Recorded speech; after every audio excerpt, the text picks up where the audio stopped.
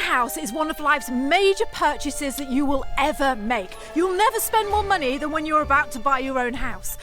It feels stressful, it feels like you're being rushed, and will you make the right decision? So why, when we're buying a house in New Zealand, is it made to feel that little bit more stressful? We had one agent say that, well, the sellers don't know what it's worth. And I said, then how do you do your job when you have no idea what this house is worth? That's just ridiculous. Why do they do it though, Dan? Is it just greedy or what? In this week's episode, you're going to meet Dan. Dan moved from the US to New Zealand 2 years ago. When he was in the US, he worked as a real estate agent for 30 years, and he's just bought his own home in New Zealand. He's going to share with you everything there is to know, tips, secrets, little tricks about how to make buying a house in New Zealand that little bit easier. So let's jump on in and see Dan. It's a Drama, coming to you from Taranaki, New Zealand. Hello. Daddy, I love him! Mother thanks you. Right, Mr. DeMille, I'm ready for my close-up. So, Dan, welcome back to the NZAhead podcast. This is the second time you've been on. It's just it's brilliant when I have a guest on for the second time, isn't it, Brian? I know, because we can have a little bit of a catch-up as well, yeah, can't we can. Yeah. So, welcome back, first of all. Oh, thank you. Yeah, it was almost a year ago. I saw the last one. It was almost a year ago. So a lot's changed in a year. A lot has changed and we've got a lot to cover. So for everyone who hasn't seen that first video, I will link to it, but just tell us who you are. Could you just give us a bit of background about who you are before we dive into the juicy bits about buying a house in New Zealand, because you are our expert in that. But before we jump into that, why don't you tell people who you are and how you came to be in New Zealand? Oh, sure. Yeah. So it started about 7 years ago when our daughter and her husband decided to check out where in the world they wanted to live. And we're from the US, the Seattle to Portland area. So that's called the Pacific Northwest. And that's where they grew up. But they're very adventurous and decided, where should we live in the world? And it was during the recession. So jobs were hard to find in our area. So they came to New Zealand with some friends, scoped it out, and decided this is where we want to live. So they ended up moving here, and which was great. We came to visit a few times, loved it. But then they had kids, and that made us grandparents. And we love our grandkids. We definitely wanted to be a part of their life. So plan was to come at least 2 times a year. And then shortly before COVID, our youngest daughter came to visit and decided she really wanted to be in New Zealand as well. So she moved over. So then COVID hit and we couldn't get here. And during that time, our daughter and her husband had a second child, and we didn't see that child for a year other than videos. And that was rough. So we were thinking, what's the purpose in life? To create more, to buy more, to make more, or is it about family? And for us, it was about family. So we started the process, and it's a long story, which we've kind of gone over before, but in the bottom line is it was quite a process and challenging. But in 2022, we were able to actually move over here. So then you have to live here for a while in rentals. That's something we hadn't done in over 35 years. And really, it is expensive. There's just no doubt about it. Rentals in New Zealand are expensive from what I'm used to. So you pay weekly. And so our goal was, what's the least we can live with and save as much money as possible, which was considerably different kind of living than we did in the US. But when you're doing it, you just make it work. And it was fine. We lived in rentals for a year and a half. After we got a resident visa, then we could buy a home if we'd been here a year. So we started the process once we hit that, just before we hit that year mark, and then ended up buying a home. So in the US, I was a real estate agent for 30 years, working in that area between Seattle and Portland.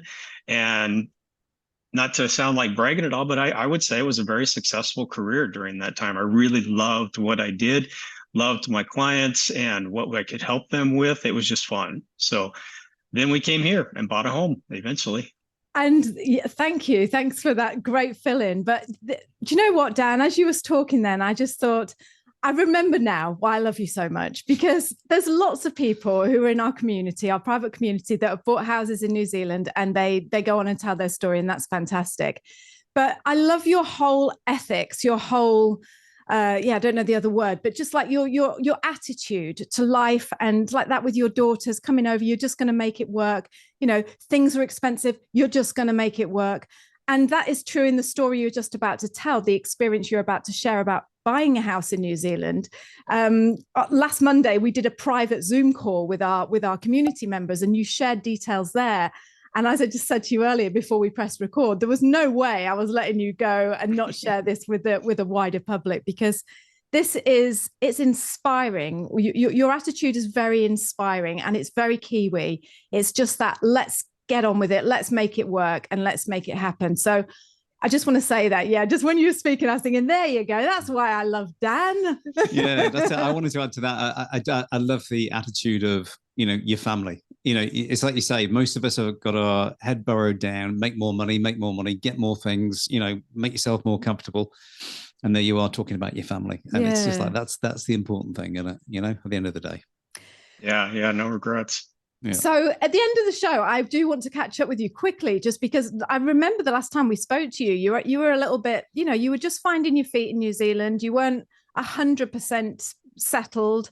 And so now I can see a massive transformation, and I love that. And I just want to catch up. But this show is about this episode is about buying a house in New Zealand. So the first thing I would love to know, with you being is it realtor? So realtor is an organization, but real estate agents are part of a lot of them, not all of them, are part of the realtor organization. So those are two different things, but yes, I was a realtor, but you could just say real estate agent, or even estate agent works fine. People will know what that means. Before we jump in, though, I just want you to repeat what you just said to me before me and Brian press record about you. What was your motto when you were a realtor? Yeah. So as a realtor, I just really enjoyed helping people find what they wanted. So the key was to ask lots of questions and try to get, what are you looking for? What does your family need? So I like to consider myself a consultant, not a salesperson. So my motto was helping you make informed real estate decisions. And that's really what I tried to do. I tried to teach people what they needed to know, so they knew they were making the right decision at that time. And it was different from everybody. That's what I love, is the variety you get with people. That every day is a different outcome with even with the same people. So that's what I love. And you know what, Dan, the thing that really stands out to me as well is, like you say, everyone is different, but we all have the same, when it boils down to it, we all have the same little fears. We all have the same wants and needs. We just want to be happy. We don't want to be ripped off. We don't want to come to move to New Zealand and just like pay massive overprice and be scared and be, just like bamboozled. And I think that's why this is so important. And I'm glad you're doing this with us. When you were working as a real estate agent in America, was there anything that, I don't know if you knew much about New Zealand then, but has New Zealand got any reputation? I'm always interested about this. Has it got any reputation when it comes to house buying that you knew? Yeah, I did. And mostly because I was interested in it. So average person probably wouldn't even think about it. But so I watched a YouTube video of this young guy who was a real estate agent in the States and came to New Zealand. And he went through the whole process. He goes, okay, first you do this, then you do this, and you do your background on the deeds to the property, and then you do a home inspection, and you do the loan, and then with all this information that you gathered, then you make your offer. And it was funny because it was everything I always did anyway. But then he said, and in the end, none of that matters because the seller's not fixing anything and they're not going to do anything. And I thought, well, that's weird. There's no negotiations. There's no back and forth between the two. And then later I learned that the buyers here are really on their own. And in my area, and I think most of America and probably in a lot of other countries, you can have your own real estate agent that helps you as the buyer who's working in your best interests. And New Zealand frowns upon that. And I think that comes from the real estate industry. It's certainly not from the consumers, but the real estate industry here has pushed that as if you go to an open house, when you sign that registry book that says you were there, then that agent thinks they own you and no other agent can get paid if they sell you that home. That's just not the way it is in the US. In fact, they frown against that because it's not equal representation. And so you're not getting good advice from the person representing the seller. They say it's like in America, they talk a lot about it as having suing somebody or having a complaint against somebody and both of you using the same lawyer. Well, that doesn't work. Yeah. You each have to have your own lawyer. So it's totally different. And then, of course, the frustrating part is they don't put prices on anything. And that is just ridiculous, in my opinion. Can you imagine going to the store and seeing apples and going, and there's no price? And so you ask somebody, what's the price? And they say, well, what do you want to pay? Yeah. I know. Well, that's just Why ridiculous. did they do it though, Dan? Is it just greedy or what? Because they hope that people will get caught up in the emotions of the auction and pay more than what they really want or should, and I just think it's awful. But I'm not going to change New Zealand's system. I don't, but I think that's a terrible way. And truthfully, I will tell you, I think that the sellers miss out on a lot of potential buyers because the buyers have no idea what it's worth. So to me, I hate to be harsh like this, but I think the only person that benefits from it is the real estate agent. I think they try to get as much possible so their commission can be higher. And I don't want to put all of them in a bad light because they're not. That's not what I'm trying to say. But I do think that system, it's just unfair. It's totally unfair, especially to the buyer and the seller, truthfully. I agree, because we were talking about that the other day. And, I look at the real estate property magazine, and I'm looking through it, and it's like, I haven't got a clue how much things are. So I just close it straight away because I have no interest in thinking I want to move now, because I'll just stay where I am. Because and you ask a real estate agent, how much the house worth? Well, it's like, this is your job. Someone comes to me and goes, how much for a heating system in a house? It's going to be about 30K, mate. Straight off the bat, that's it, And it's like, if you don't know that, I know we used to buy and sell property in the UK, and what everything's worth because you're in the market doing it, right? It drives me mad here. It does. You are here because you love New Zealand. You might be moving to New Zealand, living in New Zealand, or you might just spend your days dreaming of visiting this gorgeous country. Because we love New Zealand as much as you do, we have compiled a short and very unique 5-day video series showcasing life in New Zealand, what it's really like. These videos are real, they are exclusive, and best of all, they're absolutely free. So if you would like to view New Zealand from the inside out and find out what life is really like down here, sign up now, and every day for 5 days we will send you a personal 3-minute video showcasing some brilliant aspect of life in New Zealand. You are gonna love it. Go to www.itsadrama.com/ILoveNZ. We can't wait to share those videos with you. Okay, let's get back on with the show. That's what to expect. So could you just walk us through, Dan, because you're in Auckland, aren't you? Just Correct. Yeah. Right. So could you just walk? I know you've just bought your own home, so this is right on top of your mind at the moment.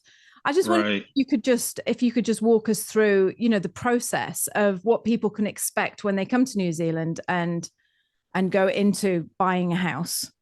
Sure. Yeah, it's I'll say this, that in America, especially in that Seattle to Portland area, I would consider myself a specialist, a knowledgeable person in that market. In New Zealand, I've bought one home, so I don't consider myself a specialist, and I've only bought a home in Auckland. So if you're outside of Auckland area, you could find a totally different experience. I expect that in a response from people. But so I can just tell you my experience in real estate in general, what's happened. So first thing, of course, is to try to determine where do you want to live. And that comes down to schools, neighborhoods, all that kind of stuff.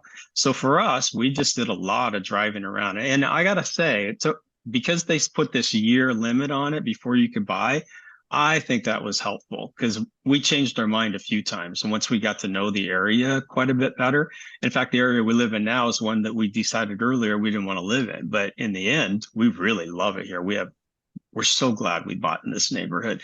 A good way to decide is once you kind of narrow it down and you've looked at things like school system, shopping, access to the freeway, all that kind of stuff, then walk the neighborhood. Just get out of your car, not just drive through, but walk the neighborhood, and you'll get a feel for a neighborhood. I can't even describe what it's like, but you will get a feel. Does it feel safe? Does it feel friendly? Does it, do you hear a lot of barking dogs, or what are the things? And then of course, you'll see people that are out when you're doing that. And what I love about Kiwi people is they are very, very friendly. And so it's easy to talk to somebody and just say, hey, we're just kind of walking through this neighborhood, kind of like this neighborhood. What do you like about it? Why did you buy it? And they will, I think 100% of the time, take the time to answer that question. So I highly recommend you do that kind of stuff. And then once we did that, kind of narrowed down where we wanted to be, then the process of trying to figure out the value of a home, what could we offer? Of course, what's our needs compared to our wants? That's a big one. Is how do I decide what do I actually need compared to what do I actually want? And be flexible on the wants. The needs are non-flexible. So for us, we really wanted 3 bedrooms, 2 bathrooms. But did we need 3 bedrooms, 2 bathrooms? No, we could have survived with 2 bedrooms and 1 bathroom if we needed to, if that's what it came down to. So, determine those things, what's important. And don't think it's your forever home. Don't think this is your dream home. That's just, those kind of ideas just get you to make decisions that are sometimes irrational and emotional instead of thoughtful. So it can always be your first home. It could always be your next step home. So don't be afraid of that kind of mentality, especially when you first move to New Zealand. And before you jump in further, I just want to clarify, you have to have been living in New Zealand for a year before you can buy a house. That's right, isn't it? So in the rules we came in on, yes, that was the case. But so we had to have resident visa, not permanent resident, but we had to have resident visa. And we also had to live in the country for a year. And that became an issue because we started looking before our year was up. And a lot of people said, oh, yeah, you can make an offer as long as it doesn't close until after your year. But one attorney told me that's not true. You can't even make the offer. You can't have any documents with a date prior to your year, or else you have to get special permission. And you can do that. I know one person in our Slack group has done that and been successful with it. I looked into a little bit. It looked way too expensive. It sounds like their experience was pretty easy. So that's really encouraging to hear. But and I got to say this, the rules change all the time. Yes. So make sure you do your homework and understand what it is for you at that moment. Absolutely. And so that's important. The other thing I would say, and we didn't do this well enough, is as you're trying to do all this stuff, try to decide who's going to be your team that's going to help you buy this home. So if you're going to get a loan, who are you going to use for a loan officer? A lot of people think they got to go to their bank. That's not true. There's loan brokers that can help you, and they work with a multitude of banks and they find the best deal.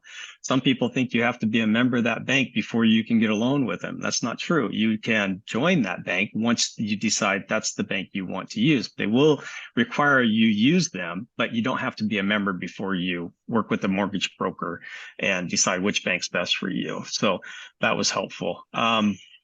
So mortgage broker, also attorney, start asking around. And I have to say, sometimes the attorneys that the agents like are because the attorneys don't create any problems for them and help get the process. Yeah. Some attorneys are very good at telling you what you need to know so you make good decisions. So ask around who's the best in your area. And a lot of us in the Slack group could give you recommendations that we've used and been very, very happy with. But even just online, you can ask those questions. People will answer them. And then thirdly is your home inspector, because you want to make sure that you have these people lined up, ready to go. So when you do make an offer, you're ready to put this information in your offer, because you'll have to identify who's your attorney when you make your offer. And you don't want to make that decision on the cuff. You want to have an idea who you want to use beforehand. Home inspectors, they vary tremendously. So it's definitely, again, worth asking around who do people like and make sure how in depth they go on their home inspection. And of course the cost, but honestly, I would pay twice the price of what I paid if I had twice as good a home inspector. I can't say I was happy with ours, but because I've done thousands of home inspections myself with home inspectors, I knew what to look for and I knew what questions to ask. But if you don't know that, then you need a home inspector that you could trust to do all those details for you. So, before we jump into the home inspector, before we jump into all that, let me just be clear. For one, attorney, is that like a lawyer, a solicitor? Is that the same word? Do they use that in New Zealand? It is. So right. Is sorry about that. No, so in New Zealand, are they called attorneys or lawyers? Probably lawyer, I would imagine. They tend to be lawyers. Yeah. I didn't know it's a special one for property. Yeah. In the UK, you can use a solicitor. Yeah. You don't really use a lawyer, and you can use a conveyancer who just sells properties. They're not a solicitor, they're not a lawyer. Okay. So I don't know whether you can do that in New Zealand. Yeah, it's Right. kind of a bit cheaper to just use a conveyancer, but they might not be as thorough. So Interesting. So say you're here then now and you've walked your property and you've stopped to the neighbours and said, you haven't got a barking dog, have you? That's going to bug me. And I like this area. We don't need 3 bedrooms, Sherry. We only need 2. We're staying here. Do you have to have the attorney, the lawyer, the bank money lined up, the house inspection before you even begin to look for a house? Would you recommend getting all those things lined up first? No, you're kind of doing that as you're looking. Okay. It's not required that you do that beforehand, but those are things you need to be looking for while you're looking for a property. Decide who you're going to use for attorney. Decide who you want to, or for a solicitor or a home inspector. But the first thing, of course, is determining what's a house worth in New Zealand, and that's a hard one. And I put together a list for people in our Slack group that gives some of the references I used. I know there's hundreds more, but I tried to give a pretty detailed list of resources I used to help. A lot of stuff offline or online through websites or Facebook or you name it. There's so many good resources out there that'll help you, and some that'll even tell you values of in neighborhoods on homes that are not for sale. So those were really helpful to me. And that helped us decide which neighborhoods we could afford too. Yeah. So that was good. So I didn't waste my time in an open house at one that I knew they were selling for $2 million when we weren't in that category. So that was helpful. If you saw a house that you really liked and it had no price on it and you really, really loved it, how do you find out how much that house is worth? Do you have to go onto websites and do your research, or? Well, you could just call the agent and ask them, what do you think this house is worth? Yeah, I did that a few times. Right. Didn't always get the answer they wouldn't answer the question directly. They'd give a range. Well, we're expecting offers in this range and something like that. But they do need to answer the question. They can't just say, we don't know. We had one agent say that, well, the sellers don't know what it's worth. And I said, then how do you do your job when you have no idea what this house is worth? That doesn't make sense to me. They obviously have an idea of what it's worth. So that was going to be one of my points is in New Zealand, I've found this many, many times. You have to ask the second question. You can't just ask the first question because they'll try to answer it very vaguely. You have to ask the second question. So go a little bit deeper. So if you say, what do you think this house is worth? And they'll say, well, we think in this price range. I said, well, what if, how do you determine that value? And well, we wait until we get offers and see, just keep asking questions to draw out more information. Be more of a listener than a talker. That's a huge one. When silence is golden and anytime you're negotiating. So let them talk more and you talk less. So ask questions that require a deeper answer than just yes, no. Yeah, that's a really good point. Is that if they know the value of the house, do they have to tell you? Can you turn around and say you're withholding information or not? No, but they would be dumb not to answer that question. That would be really silly. I was told that yes, they have to give you an idea of the price of the value of a home, but I can't find that resource anyway to anywhere to say that's true. But if it says by negotiation, you got to have an idea where to start with negotiation. Yeah. It's just annoying that you have to actually ask somebody. So I started doing it more off of websites, and I could look at what homes had sold for in that neighborhood. I could look at what values were as far as tax value. I can't remember what they call it here. CV or something like that. Yeah. So council value, is that what that stands for? I can't remember, but it's what you pay taxes on. Yeah. Yes. Yeah. It is. It's the rateable value of the property normally. It was great. Right. We first moved into our house. It was a field. And it was for 7 years. Yeah. Well, and that's a good point. If it's a new construction, a lot of times you won't see the rateable value on it because they haven't determined that yet. So yeah, it can take time. And even homes that have sold recently, sometimes it takes up to 6 months before that shows up. So then you could call the agent and say, what did this sell for? Or email them. And I got responses that way too. But it started to help me get an idea. And I would say, take your time. Don't feel like you got to buy the first home you look at. Plan on this taking a few months to get up to speed on and know that you're making good decisions. Yeah, but Dan, So it probably brings. that's easy to say though. But what when you see a house and you absolutely love it, and you just think, oh, and you look down the street and they're queuing up to see it, and the agent's just giving you all the spiel, and oh, you're going to miss out, and I don't know, you just want it, Dan. So yeah, what do I do, Dan? How do I get the best price, Dan? Yeah, you're a salesman's dream buyer, man. There she is. And this doesn't just apply to real estate. This is any kind of salesperson. You know, they're listening to everything you're saying and how you're reacting, and truthfully, this is just the way we work. We buy based on emotions. We make a lot of decisions based on our emotions. And so it's really hard to calm somebody down. This is what I tried so hard to do with my clients. Calm them down and say, okay, think about it.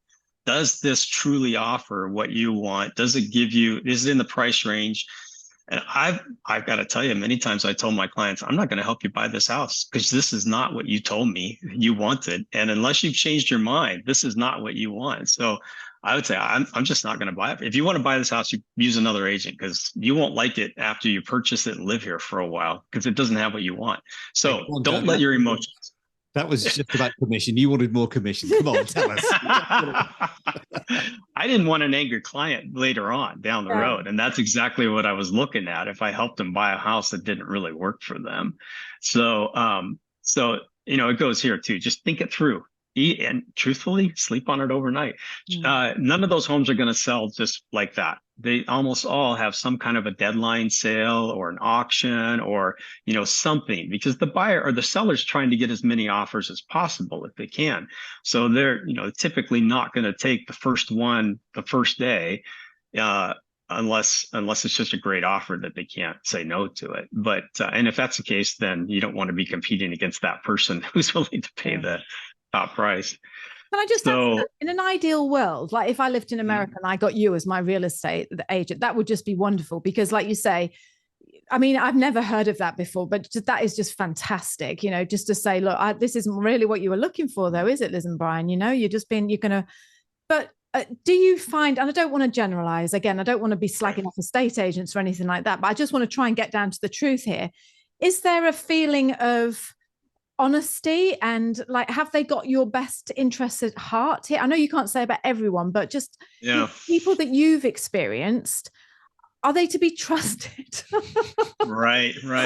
That's always so hard because I certainly am not trying to throw anyone under the bus, but I will say this. When we first got here and people found out that I had been a real estate agent in the States, I got this look and it was like, oh, you're one of those. Right. And it took a little while to figure out. So finally I stopped saying that.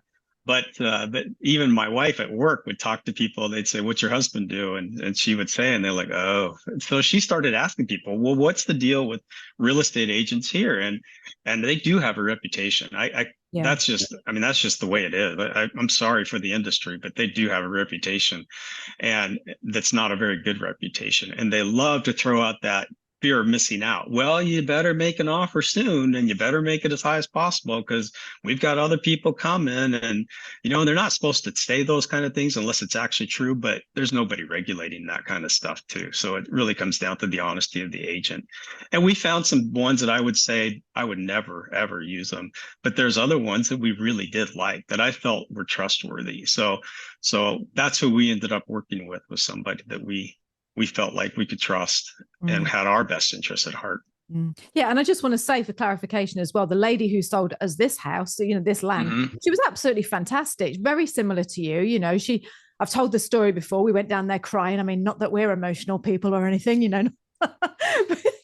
and she was wonderful, absolutely lovely. Couldn't have asked for a better person. But yeah, there is this feeling, and we're not going to ignore that fact that they have got a bit of a bad reputation. And it's just interesting to hear from someone who has just been through the process if you felt that was true or not. So thanks for answering that honestly, Dan. Well, and they do in the States too. So it's not just but it's not common as much as it is here. And because there's so many more regulations on realtors or real estate agents in the States trying to protect the consumer, I don't see those kind of rules here, or those, there are some, but in fact, one of the things I gave everybody was a website on those rules for real estate agents so they could see what are they required to do and how do they have to act. But so yes, but the bad ones don't last in the US, and I don't know about here. I don't know if they're if they're the successful ones, or if hopefully not. But yeah, the whole theme seems to be getting the most money out of the client. And my feeling was, let's make both sides happy. Let's try to find a middle ground that works for both people. A happy buyer, happy seller. That's the best way to deal with life. What sort of commission do they charge here in New Zealand? Because I'm not 100% sure myself. Right. Yeah. I've been told, but I don't have any research on this, but I've been told it's typically about 5% of the sale price. So that's not just the agent. The agent has fees. The office that they work in has fees that they charge. So there's that's not how much that real estate agent is getting. That's how much is given in commission typically. And I'm sure there's variations of that all over the place. There's discount brokers and some that may charge more if they do more for you. So, but as a general rule, I would say it's right around 5% of whatever the sale price is. So Dan, on the subject of money, can you talk to us about negotiation? Because that's a big one. I think people come over, they've got like 500,000 to spend. They see a house that they absolutely love and it's 600,000 or 575. Is there any point in even going for it? From what I spoke to you on the Slack group on our Zoom call on Monday, you're giving me real good inspirational hope that yes, it is actually worth going for it. And that is because it comes down to great negotiation skills. Can you just talk to us about that? What advice you have for people when they're negotiating, when they go and view a house? Sure. Well, the definition of value is what is a willing and able buyer willing to pay. It's not what a seller is asking for. It's what's a buyer willing to pay. So in a seller's market, which I think New Zealand has been in for quite a while, that's anytime a home sells within 3 months, that's considered a seller's market. Then the sellers can put a price out there and the buyers are going to have to come close to that or better typically, because the seller controls the whole negotiation in that kind of a market, because there's probably other people buying. And right now what's happening in New Zealand is there's not enough listings. So then the sellers can ask a little more because there's still buyers out there, but there's not as many homes to choose from right now. And that changes all the time, but that's speaking of today's market. At least that's what the news media is saying. So there's always this fear of missing out. So, but don't get caught up in that. Know what your values are. Also, the other thing I did is I tried to see what was happening in trends. So I was seeing that prices were starting to come down when we were purchasing, and they came down about 8% from what they were even just a year earlier. And sometimes the media or the sources will say, well, but it's coming back up next month. We expect this to rise. Well, it never did. And I look at what's happening in my community, and I try to see, are people really willing to pay more than they did before? I don't see that in New Zealand right now. I think there's lots of things going on that are making people kind of hold on to their money a little bit tighter. So I don't see real estate prices going up anytime soon. This is my opinion. Other people will have other opinions, but I just watch the people. And if people aren't feeling flush with money, then they're not going to spend a whole bunch more on a house than they have to, which is going to start helping prices come down, maybe even a little bit more than what they are now. So in negotiation, I just decided, here's what we want to spend. And every agent we talked to said, well, that's not enough. I had one of the homes we made an offer on. I told them what we wanted to offer, and she said, that's not enough. That's insulting. And I just let that ride for a second. And then I started asking more questions. And then I came back to, so you said that was insulting to the seller. I said, we didn't offer, 300,000 less than what they're offering. We're offering 50,000 less than what they want. Why is that insulting? I don't understand why that's insulting. Do they have other offers to compare to? And she said, well, no, but they're expecting more than that. And I said, well, how do you determine the value? The value is determined by the buyer, right? Not the seller. So if I'm willing to pay that, they can decide if they don't want to sell it for that. So it's just having that conversation. I wasn't confrontational with people, but I tried to force them to answer the questions so that they weren't just throwing out little things that were supposed to inflame me and get my emotions going. I was trying to make them explain a little more detail of why they felt that way. I bet she went home that night and she said to her, she poured a massive glass of wine, said to her, I was on bloody hell. You won't believe the bloody customer I've just had today. Well, and that's what's important is to have them explain. I mean, they're supposed to be the experts. So have them explain to you, why do you feel that way? And finally she said, well, it's just worth more than that. And I went like this. it's not worth more than that to us. And she said, okay. Yeah. But that's what it came down to. I said, it's not worth more than that to us. And so we ended up missing out on that house, but it only sold for about 20,000 more than what we offered. So, we weren't far off. Our offer was not insulting. So, don't take those things that people tell you as truth. It's not insulting if it's a reasonable, well thought out offer. And then just take the time to explain it. And legally, they have to pass that offer forward if you put it through? Well, I even asked her that. I said, so are you saying you're not going to present our offer? She goes, no, I can't do that. And I said, well, then that's what we want to offer. And so she finally did. And then, of course, but I know she's going to the seller going, don't take this offer. This is terrible offer. Don't even consider this offer. So, there's always that narrative going on between them too, that I'm not a part of. So I'm trying to give the agent ideas to back up my offer too. So that's why I'm talking to the agent in front of me and trying to explain why it's this much. Yeah. And you've got to have a starting point, haven't you? You've got to have a starting point to negotiate. And that's exactly, if you're going to have to negotiate, we don't know a fixed price. You've got to start with a peg in the sand somewhere, haven't you? So it's exactly. Yeah. What about open homes, Dan? Oh, sorry. So open homes were very interesting. I did go to those quite a bit. I think that's a great way just to get a feel for what's out there. Because homes are different here than probably any other country you're from, or even location. I'm sure it's different in Dunedin than it is in Auckland. But I needed to get an idea what to expect in a home. And then as I'm looking, I think you really need to look at any home twice. The first time you're going to be in awe with it. You're going to see all the highlights. The second time you're going to see the faults. And so the second time is really important to be there at least twice before you make a decision on a home. Because you're going to go right past all the good stuff and start looking deeper. But those were really helpful. But once you go to that open home, the agent wants you to sign in, and then they think they own you as a buyer. So what we did is we went to a few open homes, found an agent that we really liked. I read his bio online, and this is the guy we want to use.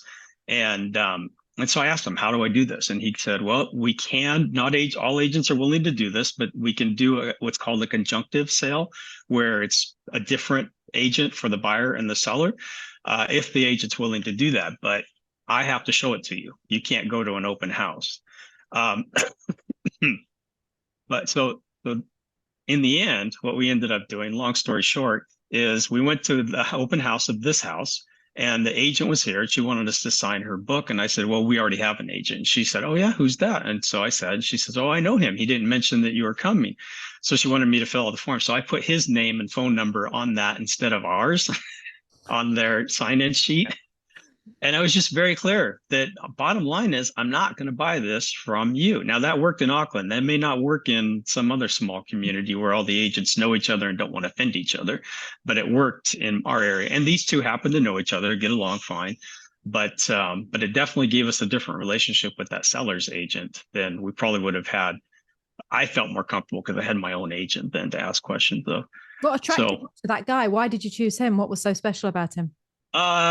Okay, so good family guy, had some involvement in the community that he was. So one of the things he does is they are supposed to do 5 hours of marketing every week. So it's like calling people or knocking on doors or something.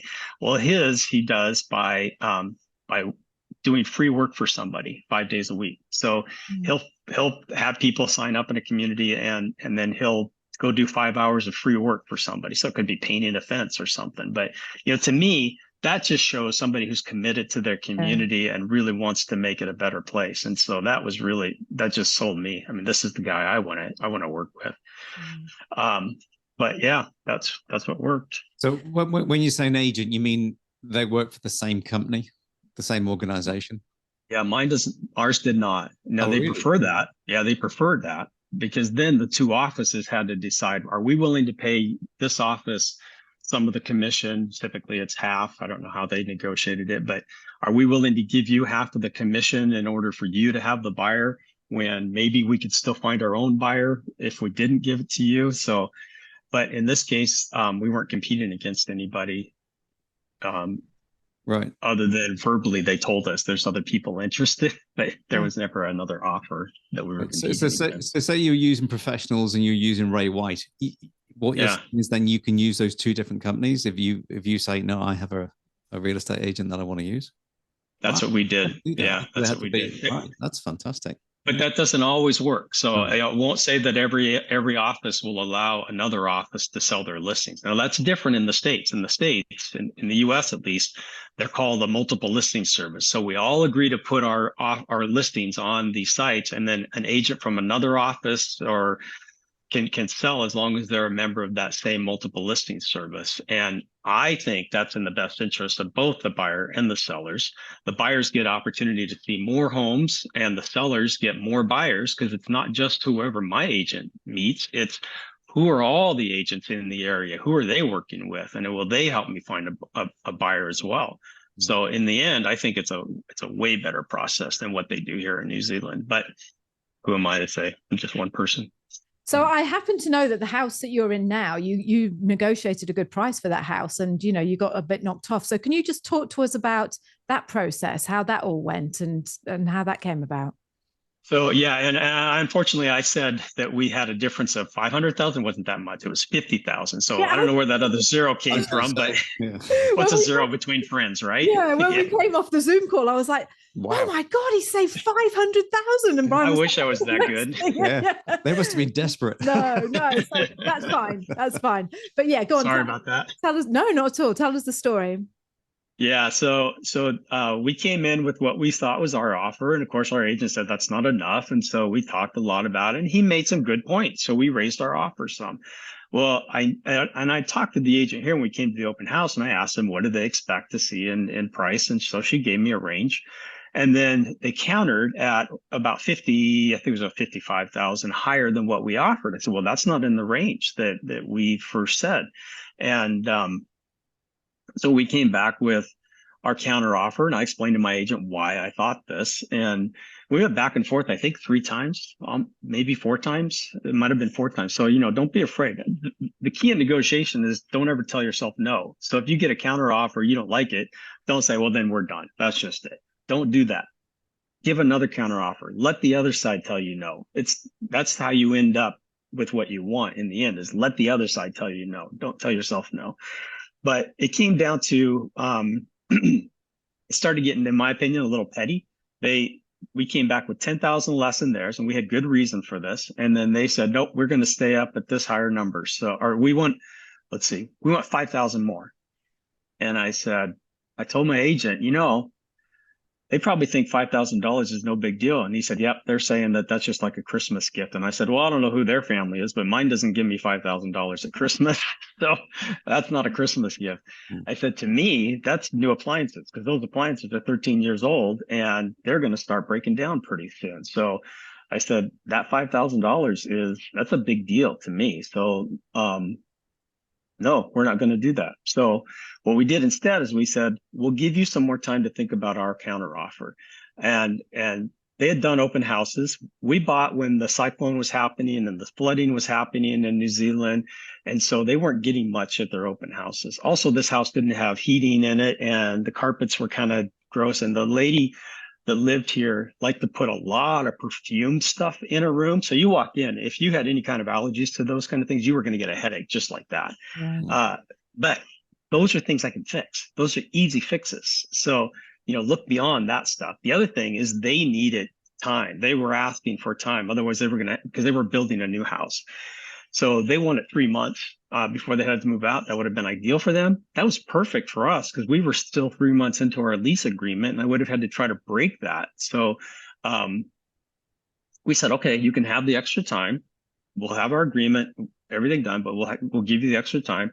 And then we didn't ask for anything like a heating system or the carpets to pull or anything. We were fine with doing that kind of stuff.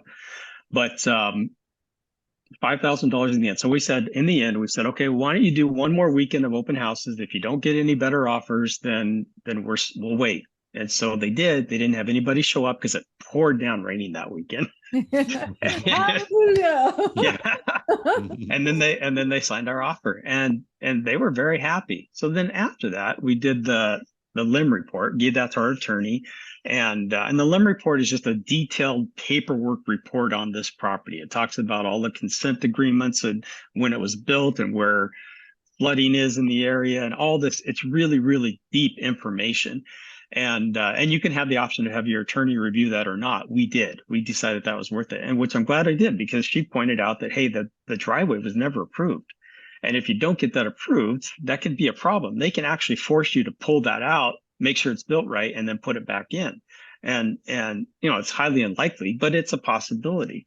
So we went back to the other agent and said, or to our agent, said they need to get this fixed.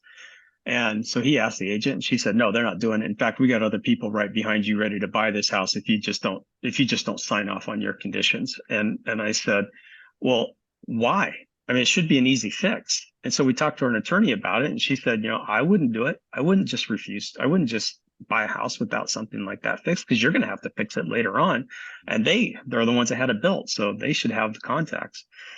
So I kept pushing, and the other agent was very upset. She just didn't like that at all. And so I even got a call from the broker of the house, of the real estate office, saying, look, it's no big deal. Don't worry about it. Just the paperwork snafu, and then fix it. So they spent all this time, going back and forth telling us how that we were being ridiculous, but nobody ever talked to the council to see if we could get it fixed. So I finally did. And then my agent was getting frustrated, so he did too. So I didn't know he was doing that, but we both got the response at the same day that said, yep, it's all signed off, it's all approved now. And I'm thinking, why did we go through all that emotional stuff? Why didn't somebody just call council? That's what you guys are supposed to do, isn't it? But apparently they don't do that here. That's what I would have done in the US. I would have gone to my local council and just said, hey, here's a problem. Why don't we fix this? But I didn't get that here. So, and just on but that, in the end, I was just saying, go ahead. The councils are very, very helpful here. I don't know what the states, but I've never met such helpful council people. I find the same. Yeah, I find the same in the States, and here too. They were just really helpful with me. Yeah.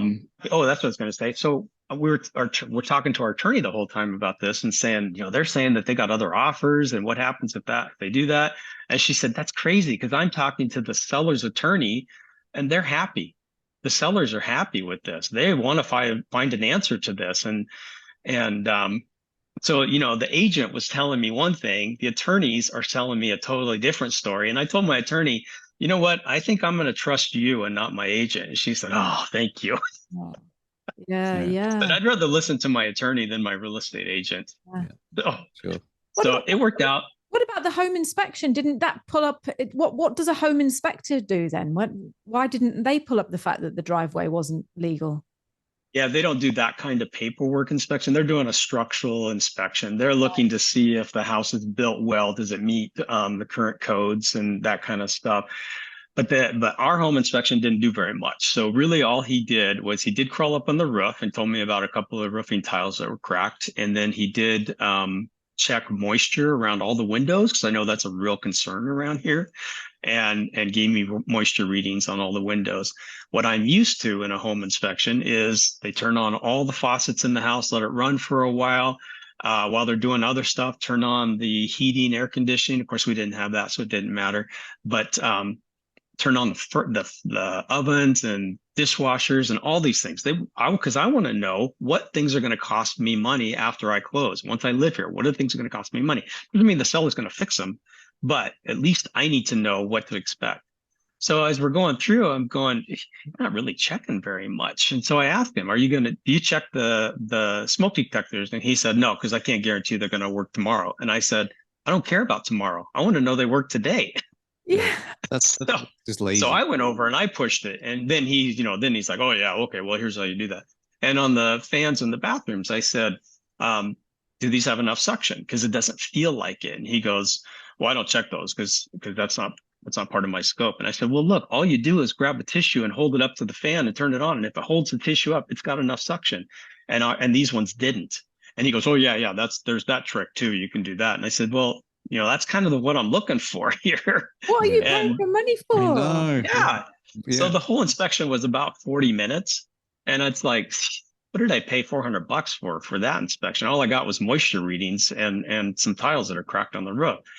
Well, but So I did that. I went around and turned on all the faucets and made sure that there was no leaks under any of the sinks, and anywhere I could. We don't have, ours is on a cement slab, so obviously you don't have to look underneath, but I just wanted to see that stuff. Yeah. But they should normally check all the outlets and make sure they're working, that they're polarized right, because sometimes people put the wires the wrong way. And, there's all kinds of things that happen that a home inspector should be able to do. So these are the questions I would say next time. Here's where we failed on that. We didn't have a home inspector lined up before we made our offer. So once we made our offer, one of the things we did is we said we would have the home inspection done within 5 days. That was more palatable to the seller. Well, 5 days wasn't enough time to do a lot of research on a home inspector, and most of them couldn't get there within 5 days. So the guy we got was kind of by default.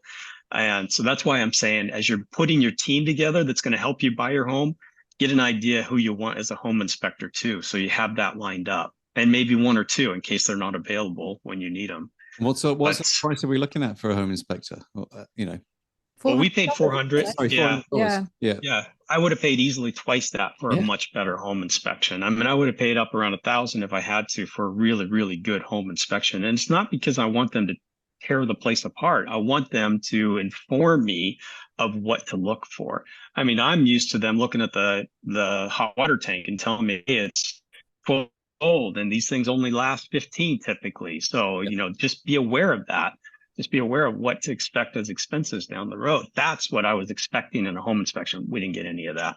Wow. So I'm not going to name any names. I'm not in the shame business, but I do think that it's definitely worthwhile to do. And he actually had pretty good reviews online. So it surprised me what I got for my money. Yeah. Just to reassure people that, because we did have like I said, that live Zoom on Monday, and Torin from Dunedin, he did have a home inspection, and he said his lasted 4 hours. He was really happy with it. So I think, like you say, do your homework. That's really good advice. I just want you to, before we close up the show, I want you to give us 3 main tips that you could give people, just like what are your main 3 big takeaways after buying your house in New Zealand. And I'm desperate to get to the bottom of this thing about this emotional thing, Dan. I need to tap into that so badly, because that's how you lose money and that's how you make mistakes, because you go by your emotions. But anyway, So what would you say your 3 main takeaways are for people who are going to be buying a house in New Zealand? Yeah, I tried to write this out, and we've gone through a lot of these, and honestly, there's so much more I could have talked about, but that's not my goal here, is to teach you everything. It's just get you thinking. Yeah. So probably my 3 main takeaways I would say is, first off, make sure you're making informed real estate decisions. So that comes right into these emotions. Don't buy based on how it feels.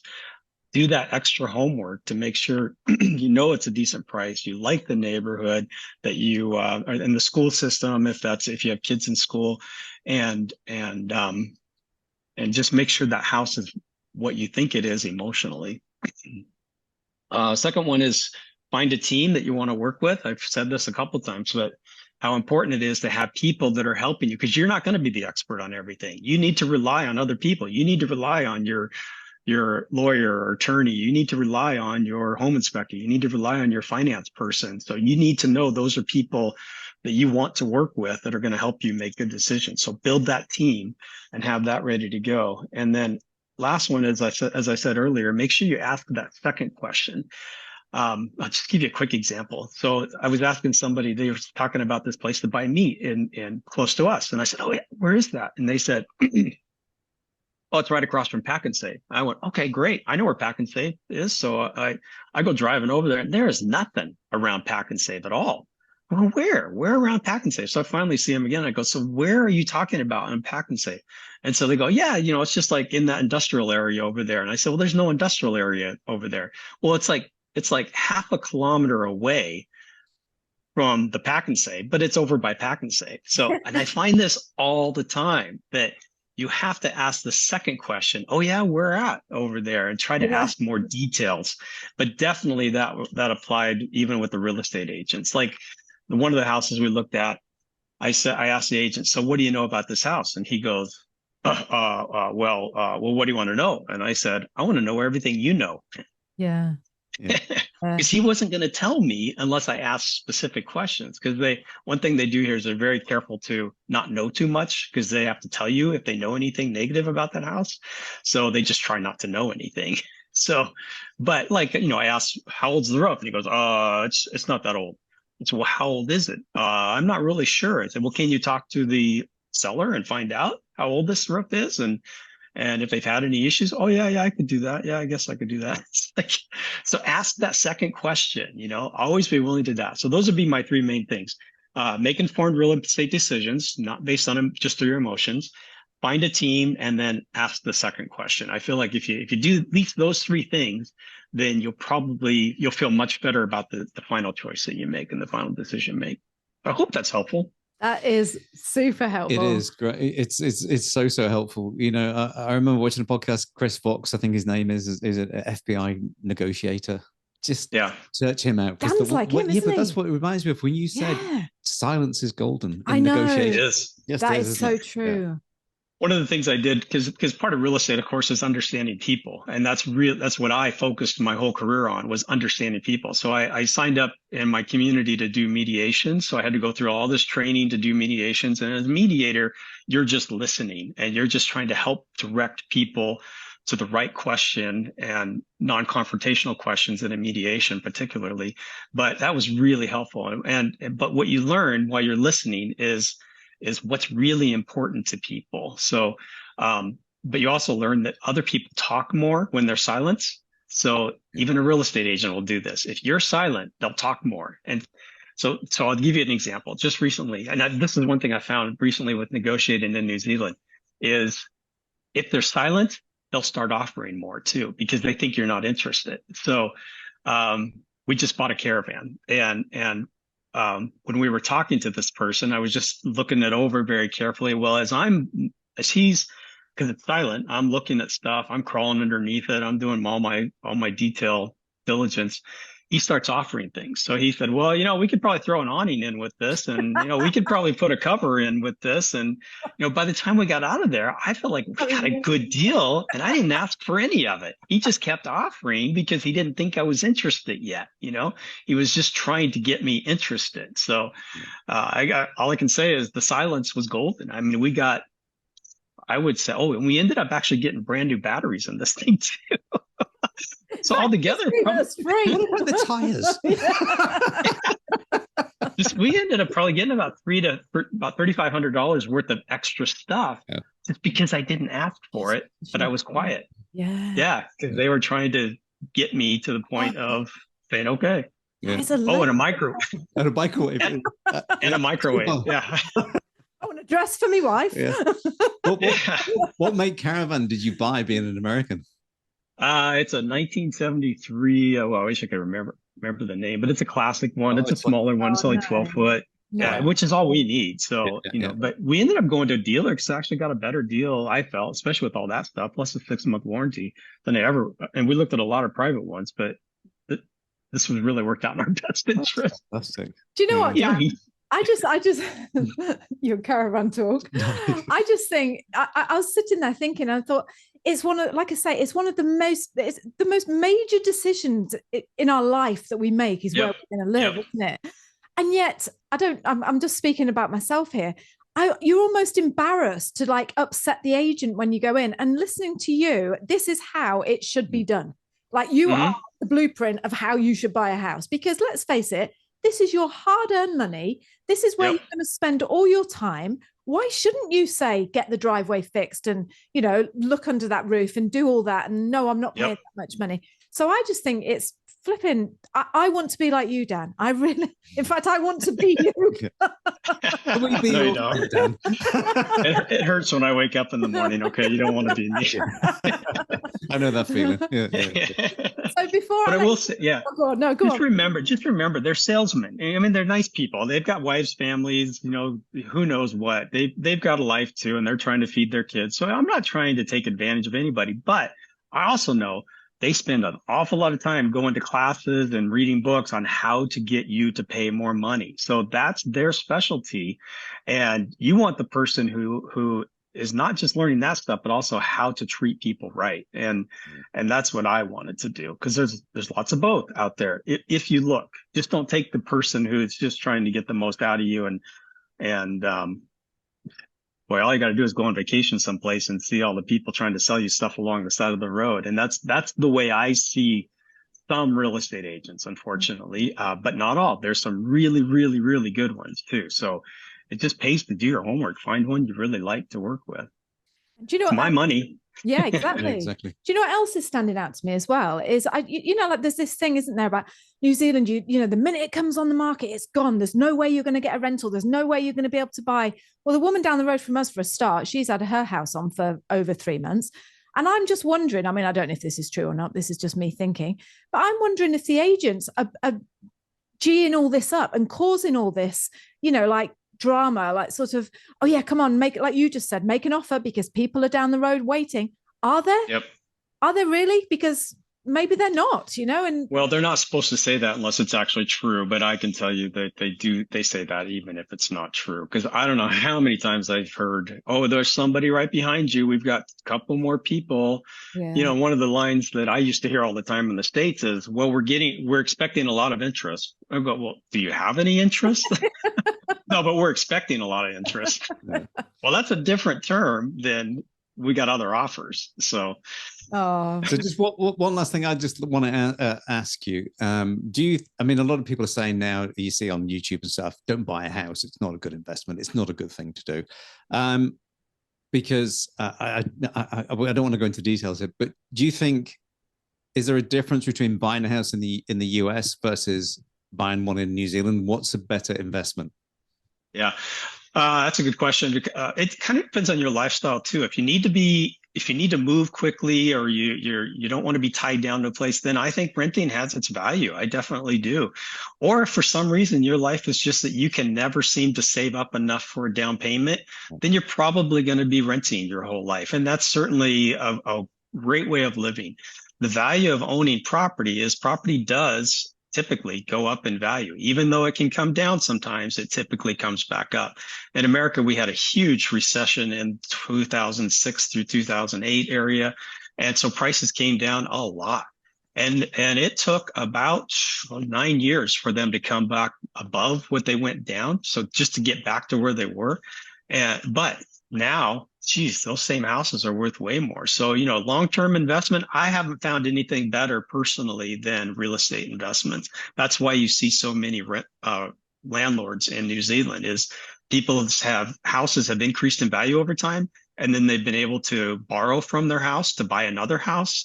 And then that house has gone up in value. So they borrowed from both and bought another house, and they're renting those out. It's a great passive investment. I can't undersell the idea of being a or of that passive investment idea. It's wonderful. So, but even in retirement and all that, it's where else you're going to put your money and get that same kind of rate of return that's pretty secure. It's something you can touch and feel. I think it's a great investment. So even though we have to live here, our money's basically secure here too, and will grow probably faster than what we're investing in the stock market, truthfully. yeah. No, I agree. So I'm a big advocate for home ownership, even if you got to stretch yourself a little bit, but don't be house poor. Don't stretch yourself to the point that you can't afford to live life too. I see now they're offering where you can use your Kiwi saver for down payment, and it's probably okay, but also understand that Kiwi saver is meant for retirement. So if you spend it now, you don't have it when you retire. So unless you can get it back out of there and put it back in your Kiwi saver, have a plan for that kind of stuff, because otherwise you're how's that go? You're stealing from Peter to pay Paul. So don't do that. Don't do that. That's good advice. Dan, you have just been an absolute wealth of knowledge. And like I say, I'd love to just do a separate podcast on just how to stop being so emotional when it comes to selling. So I might be ringing you about that. But before I let you go, I just did promise to touch on this for people who watched your first podcast and saw you arrive in New Zealand. And the thing that was prominent there was that you were struggling a little bit to make friends. You felt a little bit like, you know, like a fish out of water kind of thing when you first moved to New Zealand.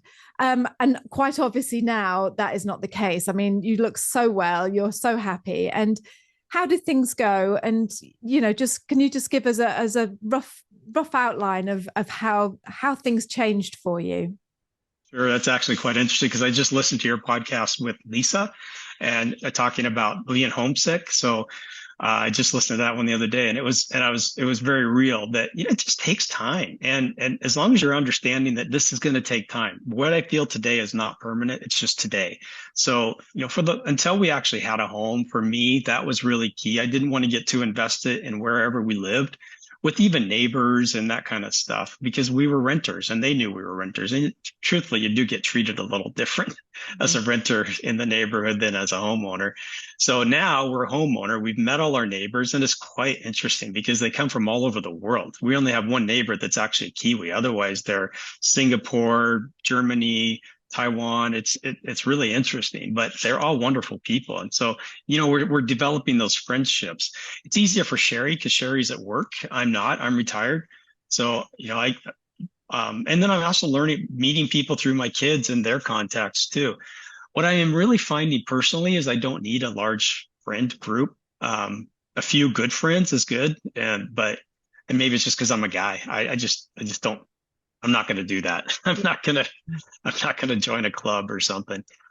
But we are actually looking at joining a bridge club. We want to learn how to play bridge, and our neighbors across the street do too. So we're going to go to that together and learn. So, it's don't feel like it's not, if I don't have any friends, it's my fault. It's not anybody else's fault. So it's up to me to do that homework and figure out what do I want to be a part of.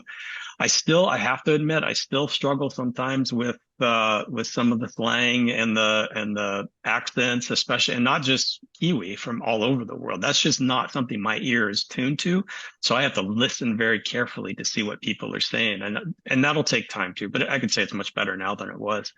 All in all, I could say we have no regrets for moving here at all. We've definitely questioned at times, but the world we left is no longer there either. We can't go back to the same jobs. We can't go back to the same house. We can't do any of those things. If we go back, it's not going to be the same. So, but we're very, very happy here too. So I don't know if that answers it well or not, but just to say, yeah.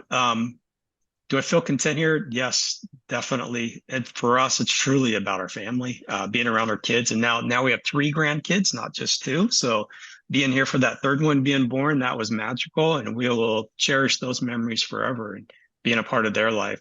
That's worth more than any kind of money or anything else. It's worth more than being close to our parents. It's why we're here. Yeah. Oh, That's Dan, great. thank you That's so a great much. update. That was a wonderful update. You're a fabulous guy, and we are so happy to have you in our community and in New Zealand. And don't you dare ever think about going back to the US. I think one of the things I loved about what you've done since you've moved, or in the last year, is buy and sell on Facebook. And it's just like, this guy is selling $1 million houses, and selling the little stuff, and it's I do so much of that. Yeah. You're an Arthur Daly, mate. You can take. I don't know whether you know who that is, but it's a car no. husband. That's funny. Yeah. I'll tell you what I really love here is landscaping. That's something I've just we did 6 homes in the States where we bought homes that needed fixing, and then we fixed them up, and then we lived there or we used them as rentals. And so buying this and having to do a little bit of work to it, that was something I just love doing. But primarily it's the landscaping, taking out all the old plants, putting in new plants. And that's where I'm getting my fill of feeling where I think I need it, that kind of stuff. Sense of accomplishment. It's instant gratification when you do landscaping. It is. It really is. So true. Well, Dan, give my love to Sherry. I'm sure Brian speaks the same. Yeah, for sure. And thank you so much for joining us on the show. And thank you for being part of our community. And just thank you for being you. It's always a pleasure. Always a pleasure seeing you guys. Okay. All right. Take care. See you soon. Bye. Thanks. Bye. I really hope you enjoyed that show as much as I enjoyed recording it.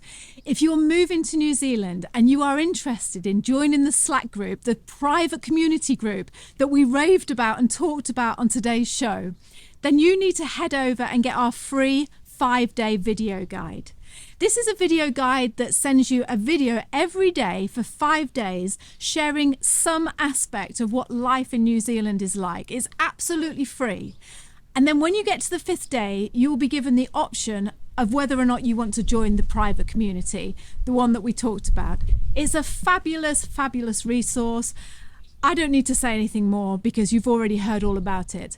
Go over, take the free 5-day video guide, get to day 5, and then you can decide whether or not you'd like to be a member and join our private community along with me and Brian and all those other fabulous people that are walking along the same path as you and making the move to New Zealand. So head on over to www.nzahead.com/free. Head on over to www.nzahead.com/free and get your free 5-day video guide. Get to day 5 and then you decide if you want to come and join us in our private membership group. I hope to see you on the other side. How many times have you had a really burning question about New Zealand, but you didn't know the answer to and you were too scared to ask someone because you look like a bit of an idiot? So you go onto Google and you type in, is New Zealand XYZ? And it brings up all the answers. If it smells a bit funny, maybe don't drink it. If the person looks a bit dirty that your house is at, just ask them, you know, when was the last time you cleaned your backflow? So, someone says, some people say to you with the rainwater tank's getting a bit funky.